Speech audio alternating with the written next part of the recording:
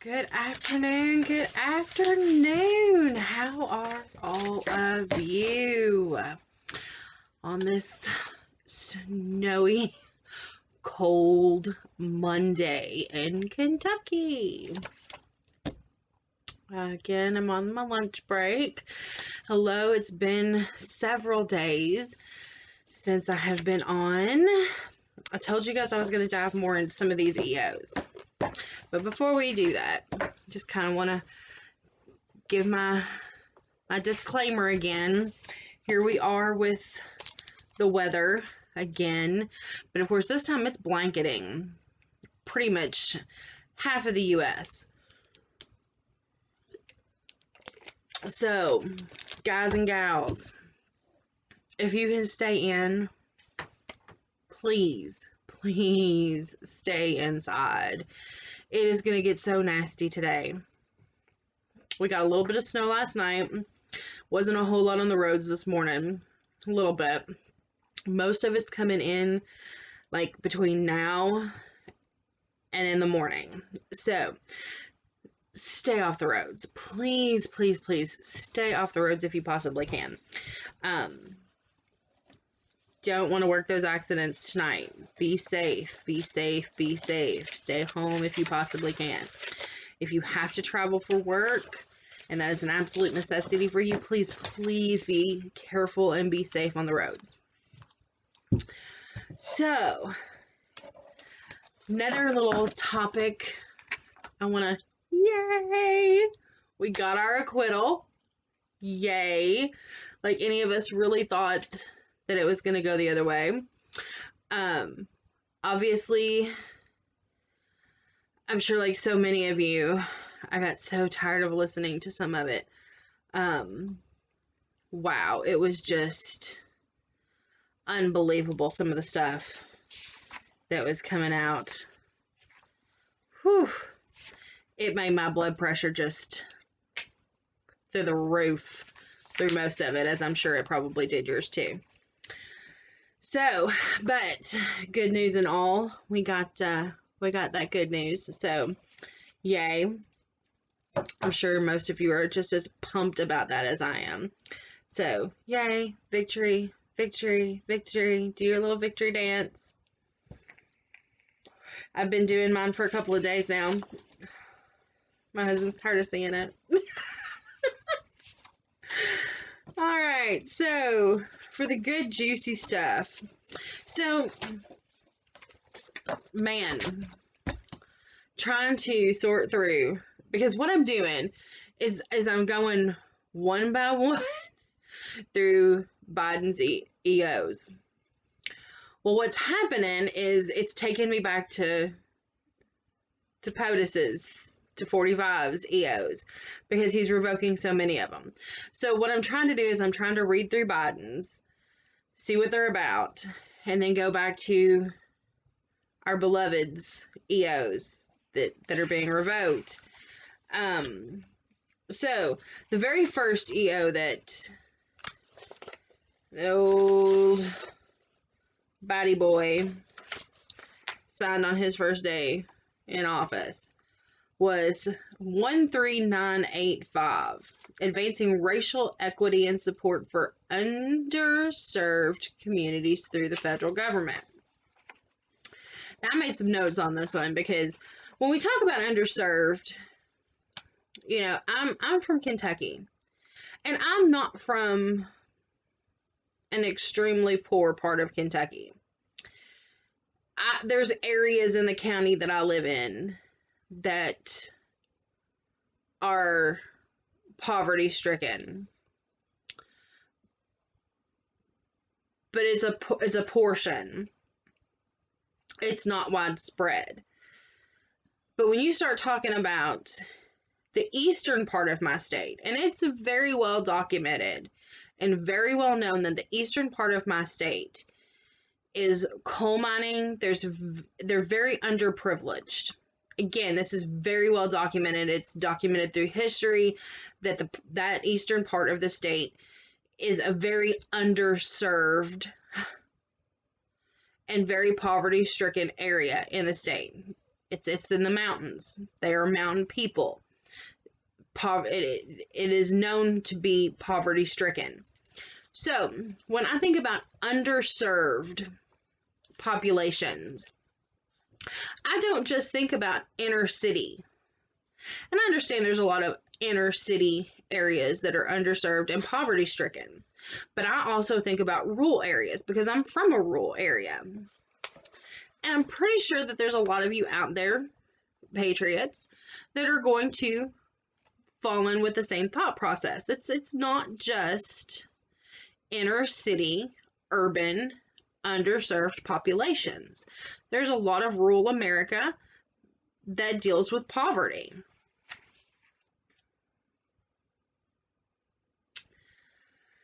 But in this EO, he talks about, equal opportunity being the bedrock of the American democracy.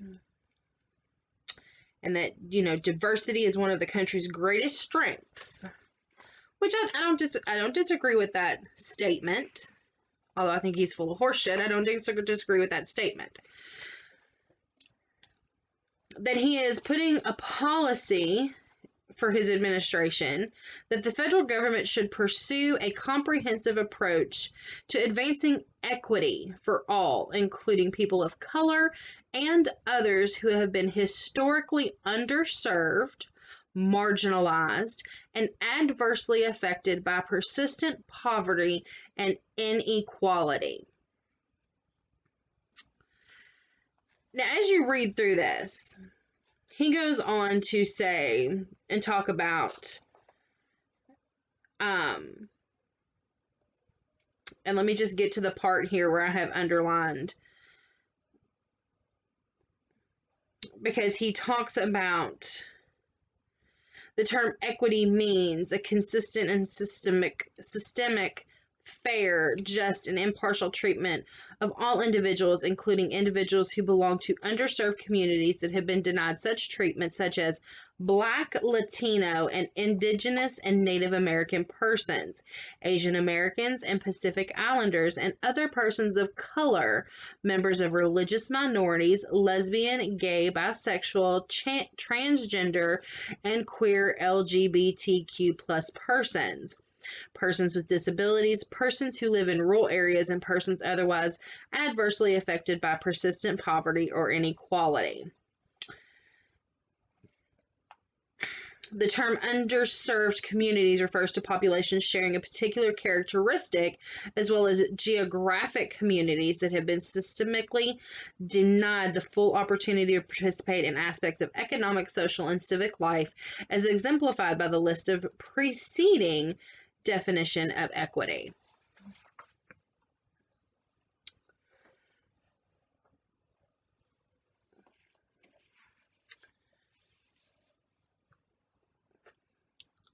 The problem I have with that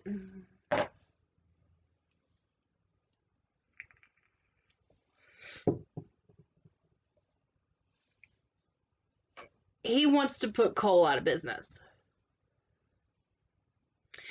And it's just like with the pipeline workers. Well, we can get you other jobs in energy.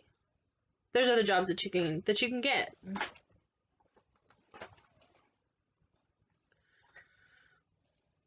What he has to understand, and it's not just Eastern Kentucky, rural Kentucky, it's rural America in these underserved, underprivileged communities. The opportunities have never been there. So when you insult these communities by saying, well, you can just go get another job.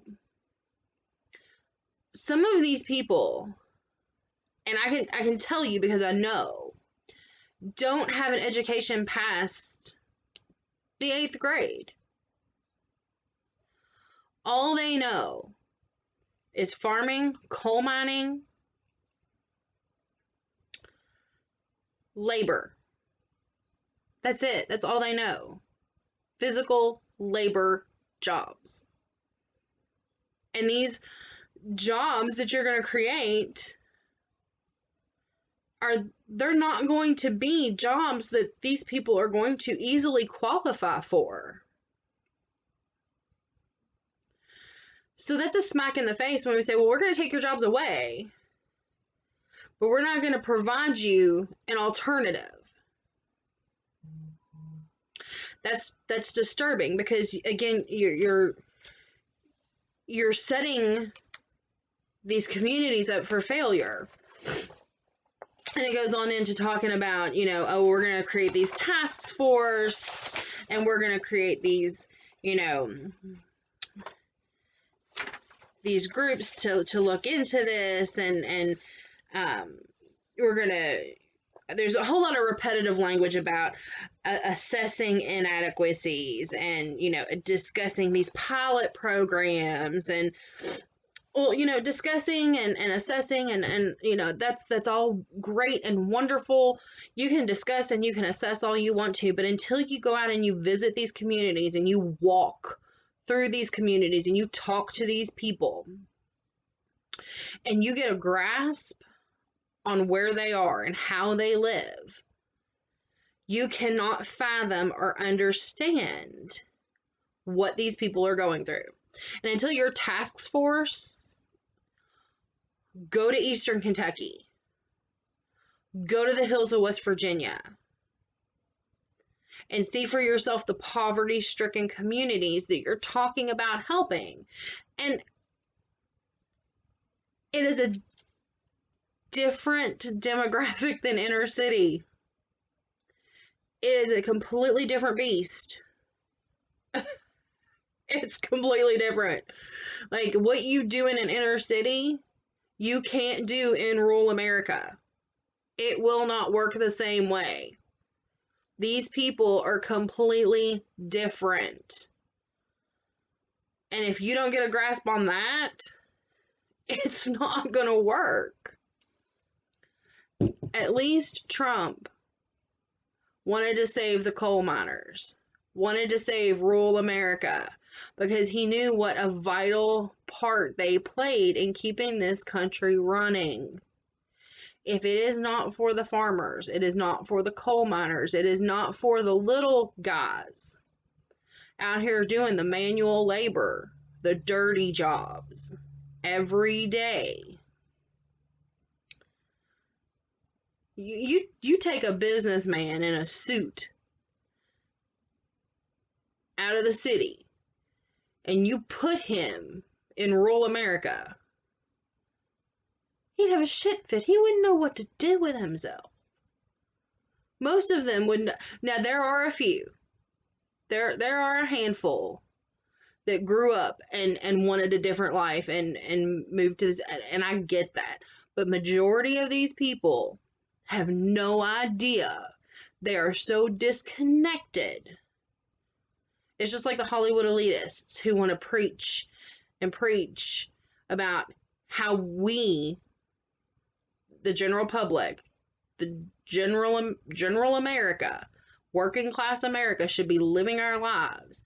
They have no clue what that means. Biden has no idea what that means. So I encourage you, read this EO. And if you remember in my live how excited I got about EO 13958, the 1776 commission that Donald Trump enacted. Yeah, well, one of the puppet masters found it, because it was also revoked in this.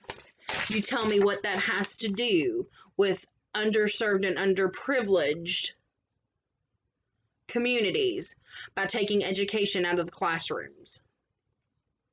Tell me what that has to do. That was one of the first orders Biden revoked. What are you scared of? Okay, so last week, my nephew, because of the weather we got, was with me one day doing his NTI work. And after he got done doing his NTI work, I had the impeachment trial playing in the background while I was working. And he was watching it. Now, mind you, he's 11. So he is at that pivotal age where, like, he's at that fun age where, like, I can do so much with him. We can talk about so much stuff. He's like, his brain is just, it's like a little sponge. You know, he just wants to soak up so much stuff. And he's also at that age where he's starting to, that cognitive ability to really understand so much more, the concepts of everything. So again, he's at a really fun age, and I love spending time with him. I love it. He's my little homie. I love it. So we're watching the impeachment trial, and he starts asking questions. He's hearing them talk about democracy, our democracy, but then he hears them talk about our republic. He's like, well, what's the difference? And I'm like, why aren't they teaching you this in school? So we start going through it, and I'm busting out dictionaries and I'm busting out books, and I'm like, all right, look this up, let's talk about the difference. And we're going through all this, and basically I'm giving him a freaking civics class in the middle of my office on my lunch break, which is an hour long.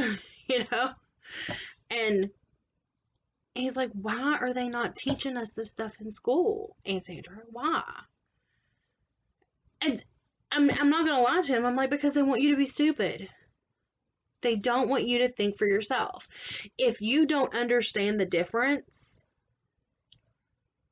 and you don't understand how to question the difference of everything they're doing up there, then the only thing you can do is believe what they tell you. And God loved this 11-year-old. He looks at me, he's like, but Aunt Sandra, I don't want to be stupid. I want to choose. I said, and buddy, and that's why we're going to make sure that you're not stupid. I mean, that is it right there. They are dumbing our kids down.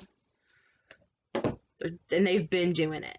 They've been doing it, and they're continuing to do it. And by revoking the 1776 Commission, that is just another part of, okay, well, we can't have true history of this nation and the factual parts of history and true facts taught in school. We can't allow it, because heaven forbid that 11-year-old be taught correctly and grow up to be a free-thinking individual and say, you know what? The BS you're feeding me is not correct, and I know it's not correct, and I'm not going to listen to it, and I'm not going to stand for you pushing it down my throat. Guys, if you've got children, and again, I know I do not have children, but I have that nephew that I adore, and he is like my child. If you have children in your home, you have got to start looking at what these schools are teaching them. And you better start filling in the gaps at home with what is right. With what is right. Because they're not getting it at school. And what they are getting is so tainted. It is so tainted and so watered down and so broken. And they're passing legislation to make sure of it. You don't believe me? Read Biden's first EO. See where he revoked the 1776 EO. And the number on that one, again, I'll give it to you again, is 13,958. Biden's first EO, 13,985. Not only did he revoke EO 13,958, he revoked 13,950. So I went back to that one. This one was also done by President Trump in 2020. And this was combating race and sex stereotyping. This is another big one that hit home for me while I was reading it. Because when I was in, not just when I was in college, but even my current employer, and I'm not going to say who my current employer is, we have a lot of social media guidelines that we have to adhere to. So I have to be very careful some of the things that I say, because if I disclose who I am employed through and they don't like what I post, then I can get in trouble. As long as I don't disclose who I'm employed through, then there's not a lot of leg to stand on. So, that being said, we go through trainings on implicit biases, which basically they sit us down in a room and they tell us white people that we have to admit and own and fix our white privilege.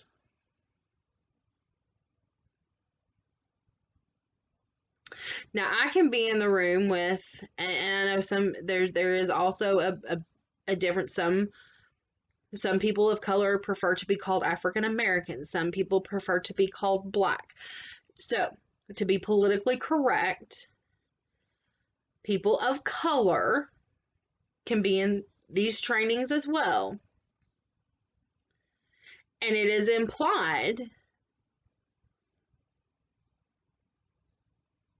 it's impossible for them to be racist. But it is a given that because the color of my skin is white, that I automatically am racist whether I realize it or not. This is happening in the workplace. And Order 13950 touches on a lot of that was also revoked. So I encourage you to read that one, because I also not only experienced it in the workplace, but I experienced it in college. Several years ago, I had a class, and I will name the college that I was at because I did not finish my education at that college. I was extremely disenfranchised and disenchanted with this school. It was Midway University here in Kentucky, and they're a very liberal college. And in my opinion, and I'm going to say that this is my opinion, there's a lot of liberal teachers, professors there that are hell-bent on brainwashing these kids. Problem was I was an adult. I was an adult student. I was an online adult student. So I'm not going to be easily flipped. You know what I mean? I had a professor who was very intent on making all of the white students admit to white privilege. And I would argue that point adamantly in my assignments and in my discussion boards. And she downgraded me for it because I would not buy into her curriculum of I had white privilege, because I think white privilege is bullshit. I think it's something that's made up. It's not a real thing. It's not. Never once have I been privileged. I grew up, I didn't grow up dirt poor. I didn't grow up with a silver spoon in my mouth either. I grew up with blue collar parents who worked damn hard for every dime. By no means was I ever privileged in any way, shape, or form. The police in our town didn't give a damn whether we were white or whether we black. If we were doing something we weren't supposed to be doing, they busted our ass. They didn't care. And maybe that happens in rural America and it doesn't happen in inner city America. I don't know. But I'm telling you from my experience, this is what I experienced. And so you're not going to tell me that I have any kind of privilege. Because I didn't. And I don't. And if you feel like that makes me a racist, well, then that's your problem. That's not mine. So, this combating race and sex stereotyping, he did not agree with these trainings where you are forcing men and women because of their sex or because of their race to admit that they are privileged, that they were racist. He felt like it was, and there was a line in here, and let me get back to it.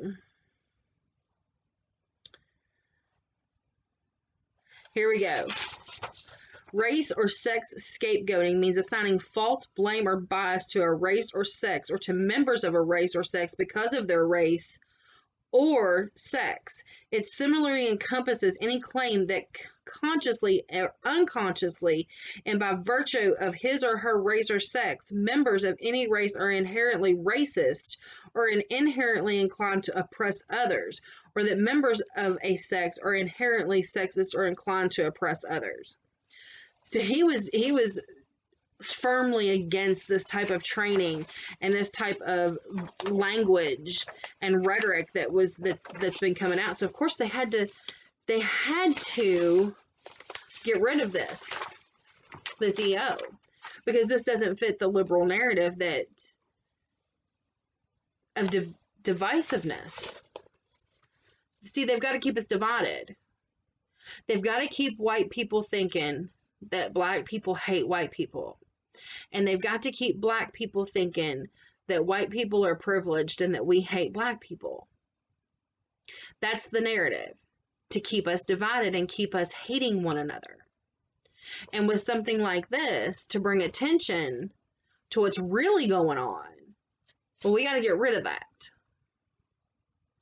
So just a few little key points. That's the first little group of EOs.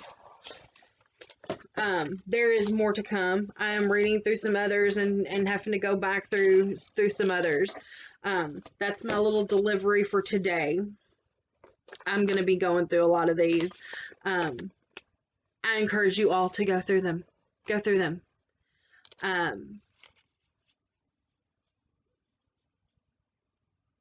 It has been probably the most interesting thing that I have been doing is by going through these and read them. I think it gives you a very clear idea of the men behind the pens. If more of the left had went through and read these when Donald Trump was in office, I think they could have gotten a really good idea of the man. And not what the media wanted them to think the man was. But I'm getting a really good, clear picture. Not that I didn't already. But I'm getting a real clear picture of what kind of man Joe Biden is. And he is not someone we want there. And we've got to do everything we can to get him out of office. It's not going to take him 4 years to destroy this country and destroy everything that Trump did. It's not going to take him long. He is well on his way to doing it. So we've got to really be aware. So take some time. Go to the website. Start reading. That's what I'm doing. And if you don't want to, then tune in, because I'm going to be on this journey for some time. Filling you guys in on what old Body Boy is doing. So if you want to know, stop on in. As always, stay faithful. Pray. We need to raise the vibration and pray. Prayer's the only thing that's going to get us out of this mess, because we are in a mess. It is a shitstorm. So pray, meditate, pray, and I will be back on probably tomorrow. If my employer closes tomorrow, I may come on and do a live. It's going to depend. But if not, minimum, I'll be on with another video with some more EOs and some more discussion on that. So, again, be safe tonight.